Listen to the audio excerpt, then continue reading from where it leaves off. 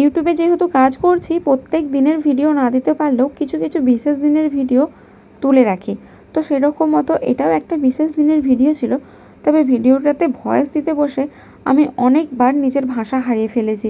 জানি না আমি এই ভিডিওটাতে ঠিকভাবে ভাষা দিতে পারবো কি না, কারণ এই ভিডিওটাতে ভয়েস দিতে গিয়ে আমার মনটা সত্যিই খুব খারাপ হচ্ছে। সামনে যিনি ভাত বাড়ছেন উনি আমার জেঠিমা হন। আজকে বাপের মামা বাড়িতে মা কালের রান্না ছিল, সেখানেই খেতে গিয়েছিলাম। নামেই মামার বাড়ি, কিন্তু কোনো মামা নেই। ঠাকুমারা 2 বোন ছিলেন, আর 2 বোনের একই গ্রামে বিয়ে হয়েছিল।